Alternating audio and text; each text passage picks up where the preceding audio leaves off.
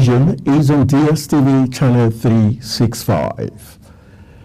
Former President Olusegun Obasanjo has identified discontinuity as the major bane to public service reforms in the country.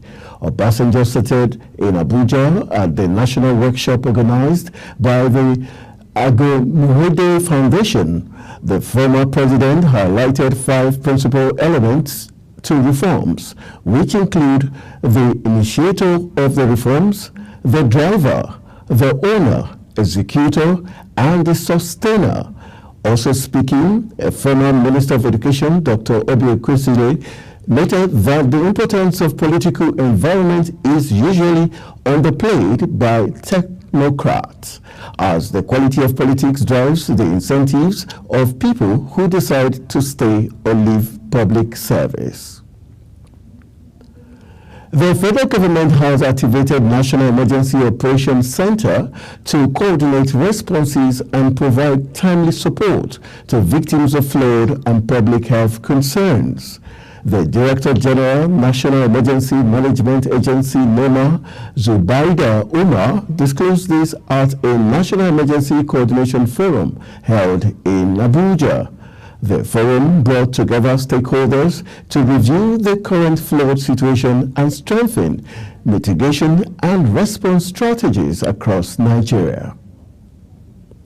And still in the news, the Imo State Governor Hope Uzodinma has called on the Southern Nigerian Traditional Rulers Council from the 17 states of the region to reach out to the northern counterparts to unite Nigeria. Uzodinma spoke at the inauguration of the Southern Nigerian Traditional Rulers Council in Owerri by President Bola Ahmed Tinubu, presented by the Secretary to the Government of the Federation, George Akume. Kikelemo Okere has the details. This is the first time in the history of the Southern Nigeria for traditional rulers from the 3 regions to come under one roof to chart a way forward for their people. Traditional rulers from the 17 states of the Southern Nigeria gathered in Owerri, the Imo State capital, for the inauguration of their council. The inauguration saw the Oni of Ife, Oba Adeyeye Enito Ogunwusi, as the chairman of the Southern Nigerian Traditional Rulers Council, while the co-chairman, Obi of Obinugu, His Royal Highness Eze Cletus Ilomoya, and His Royal Highness King Jaja of Opobo, then they say Douglas Jaja. The Imo State Governor, Hope Uzodinma, urges the traditional rulers to do all their best to reconcile their differences and love one another genuinely, while charging them to reach out to their counterparts in the northern part of the country so as to forge a lasting national unity for the peace, progress, and development of the country. I charge you to reach out to your counterparts in the northern part of the country and forge a lasting national unity for the interest of peace, progress, and development of the country. This is a task that you as royal fathers must accomplish. President Bola Ahmed Tinubu, who was represented by the Secretary to the Government of the Federation, George Akume, appealed to Traditional Rulers Council to advise the subject against the planned protests. I want to appeal to you to speak to your children to keep away from this. It's not worth it. And those who are organizing protests, 99% are not in the country. The chairman, Southern Traditional Rulers Council and Oni of Ife, says the coming together of the monarch is to synergize for peace in Nigeria and uphold the rich cultural heritage. It's about time for all of us to come together as Southern Nigerian Monarchs Forum for us to uphold our rich heritage. We are not religious rulers. We are not religious leaders. We are traditional rulers. We are there to uphold our heritage. We are there to uphold our tradition and culture. The inauguration of the Southern Traditional Rulers Council marked the high point of the event, with Ogun State Governor Dapo Abiodun and representative of the President inaugurating the traditional rulers. The task ahead of the royal fathers must be accomplished. Nigeria needs fatherly wisdom to navigate through the storms posed by the ethnic and the religious differences. From the government house in Owerri, Kikelomo Okeri, Global Television News. The State Independent Electoral Commission has announced plans to conduct local government elections by November 30th, 2024. Report states that the chairman of the state electoral body, Professor Sani Malumfashi, told newsmen in Kano that all candidates would be subjected to drug tests before they were cleared for the election. The chairman of the Independent National Electoral Commission, Professor Mahmood Yakubu, has expressed concerns about the political tension in Edo State ahead of the September 21st governorship election in the state. Professor Yakubu said INEC would be meeting with security agencies to address their concerns. Edikan Michael has details. INEC chairman, speaking at the quarterly meeting with civil society representatives in the commission headquarters Abuja, called the attention of the stakeholders to the recent political crisis in Edo, leading to attacks on its local government offices and physical confrontations among candidates. We are concerned about the safety of candidates, agents, and supporters, as we are about the security of our own officials, security of observers, journalists, service providers, and above all, the voters. Speaking on the preparation for the election, the INEC chairman revealed that additional bimodal voter accreditation system machines had been provided to the Edo State to train election duty personnel and to provide contingency support on election day. Campaign by political parties and candidates is in full swing in both Edo and Ondo states. We urge you to intensify your advocacy for peaceful elections, including engagement with stakeholders. The Commission finds the recent event in Edo State, resulting in the deaths of a security personnel, worrisome. Happily, there has been no incident known to the Commission since then. Nevertheless, the Commission will meet with security agencies as early as Friday this week, under the auspices of the Interagency Consultative Committee on Election Security. The INEC chairman also observed that with 52 days to the election in Edo State, some parties were yet to submit the list of their polling and coalition agents. It therefore called on party leaders to expedite their registration and upload the requirements on the portals, adding that the final register for the 2024 governorship elections in Edo and Ondo State are being finalized. The representative of Center for Credible Leadership, Nwambo Gabriel, noted that as a key player in the political process, civil society organizations remain steadfast in their commitment to ensuring electoral integrity. The level of preparedness is very high.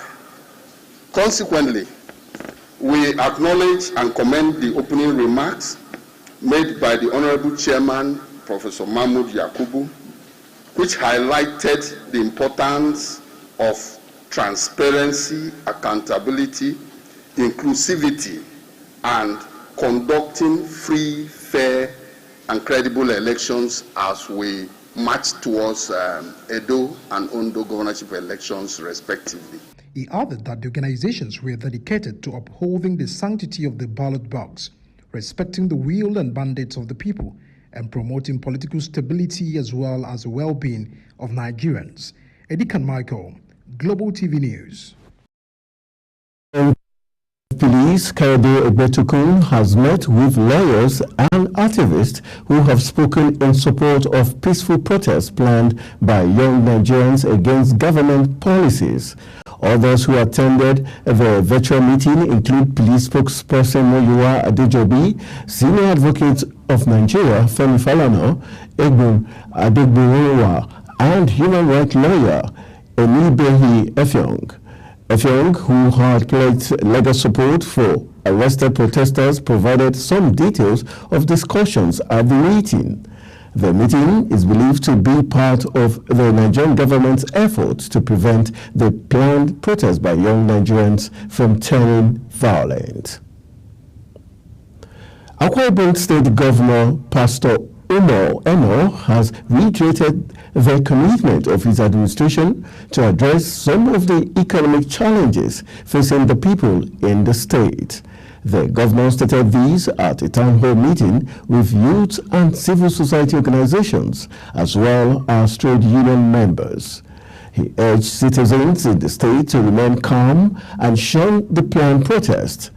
On their path, the representatives of security agencies assured the people of their safety and advised all citizens to go about their businesses without fear.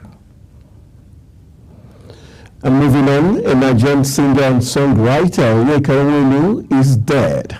She died at the age of 72, having collapsed after a performance at the 80th birthday party of Stella Okoli, Chief Executive Officer of Emzo Pharmaceuticals.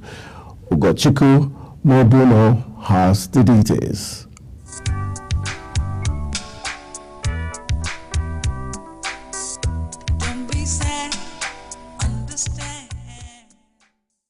Late Onyeka Onwenu, who was also an actress, human rights activist, journalist, and a politician, started her musical career in the early 80s with her first song, Ekwe.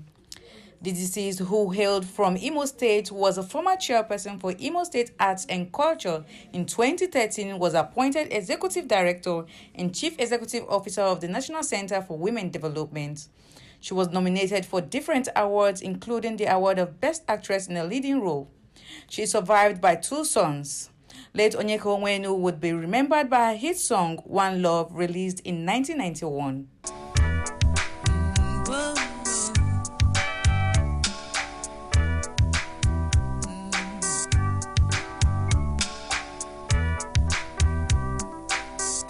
Don't be sad, understand. Meanwhile, President Bola Tinubu has extended his profound condolences to the family of the late singer, songwriter, actress, journalist, activist, and politician Onyeka Onwenu. Tinubu conveyed his condolences through a statement signed by his special advisor on media and publicity, Ajuri Ngelale. Tinubu celebrated the life of the versatile and extremely gifted artist who devoted herself to the wide range of artistic endeavors and expressions, bringing joy and laughter to many. He extended his condolences to the entertainment industry, the Imo State government, and the numerous fans of the departed star over the immeasurable loss. The Bridge Clinic Lagos has called for regulation of virtual fertilization in Nigeria.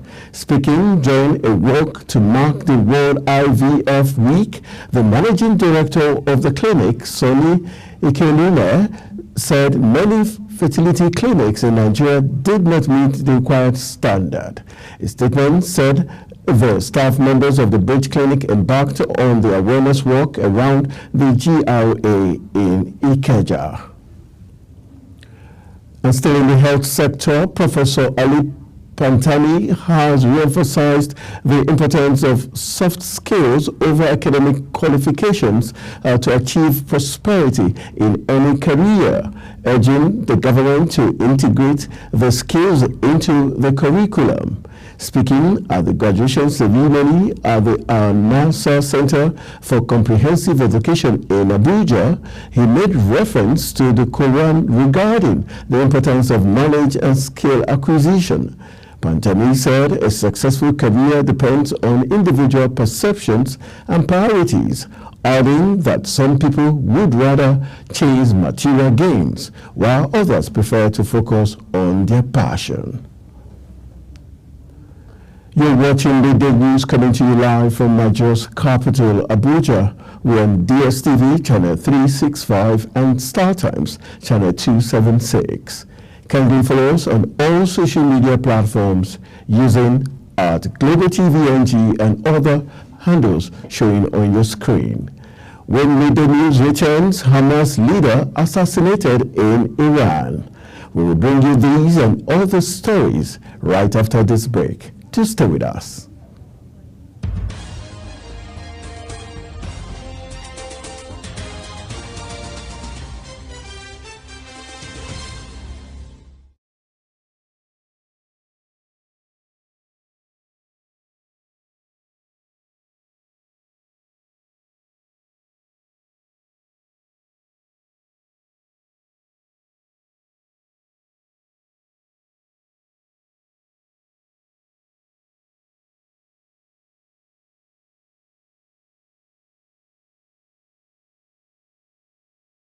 Are you a food lover? Do you care about your health and nutrition? Are you interested in exploring the diverse culinary traditions from around the world? Then look no further. Introducing Lunch Global on Global Television, a show that takes you on a delicious journey through the world of food, nutrition, and diet. So, whether you're a seasoned foodie, a health enthusiast, or simply curious about the world of food, Lunch Global has something for everyone. Tune in.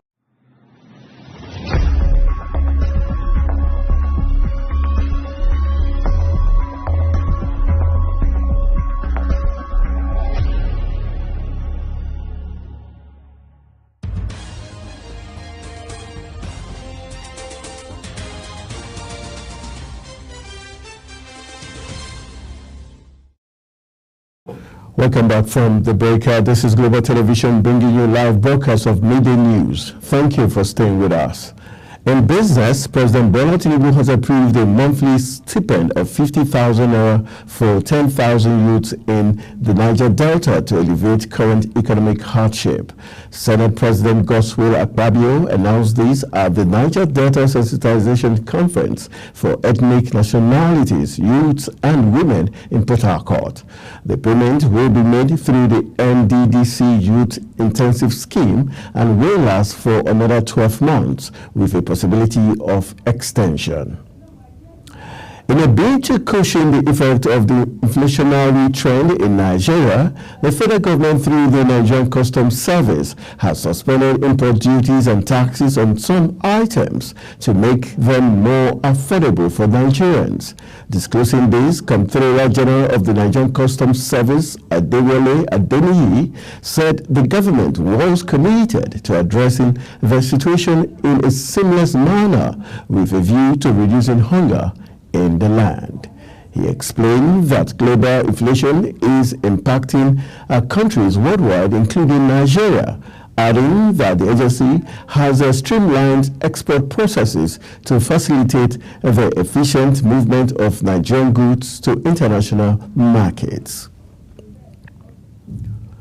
The federal government has declared that the prices of food items nationwide would crash soon based on its commitment to ensure food security through the use of new farming techniques in Nigeria. It disclosed this in Abuja at the 48th Annual Conference of the Soil Science Society of Nigeria. The Minister of State for Agriculture and Food Security, Dr. Aliyu Abdullahi, while speaking at the conference, said the government is fully aware of the current food crisis in Nigeria. Abdullahi explained that the government was exploring various indices to ensure food security, working to ramp up food production by returning Nigeria to a sustainable food production system where the country will be engaged in all-year-round farming.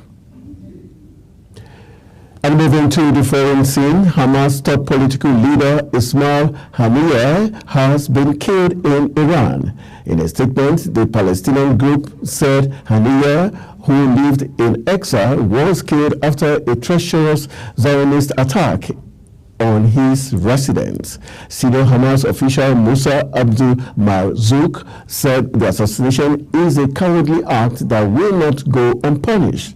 Iran's Islamic Revolutionary Guard Corps also confirmed Haniyeh's death hours after he attended a swearing-in ceremony for the country's new president, Masoud Pezeshkian. And moving to the U.S. presidential hopeful Kamala Harris launched a searing attack on Donald Trump, telling her biggest campaign rally yet that the momentum was shifting in the White House race and daring the Republican to debate her face to face. Vice President Harris' trip to Atlanta, Georgia, comes as a re-energized Democrats regard the swing state as being a play again after it looked beyond hope under President Joe Biden before his shock withdrawal from the 2024 election. The presumptive Democratic nominee is aiming to expand the party's 2024 battleground map and appeal to young black voters, delivering a firm 20-minute speech to about 10,000 supporters in a packed arena and pledging Americans are not going back to failed policies of Trump. And still on the foreign scene, thousands of Palestinians are returning to their homes in Khan Yunis after the Israeli military said it had completed a week-long operation in the southern Gaza city. Israeli troops re-entered the city last week after officials said that Hamas was attempting to reassemble its forces there. Report says some 150,000 Palestinians were forced to flee their homes ahead of the operation. That's it on Midday News, and it came to you live from Nigeria's capital, Abuja. We're on DSTV channel 365 and StarTimes channel 276. Kindly follow us across all social media platforms using @GlobalTVNG and all the handles now showing on your screen. I am Anthony Momodu saying thank you for watching.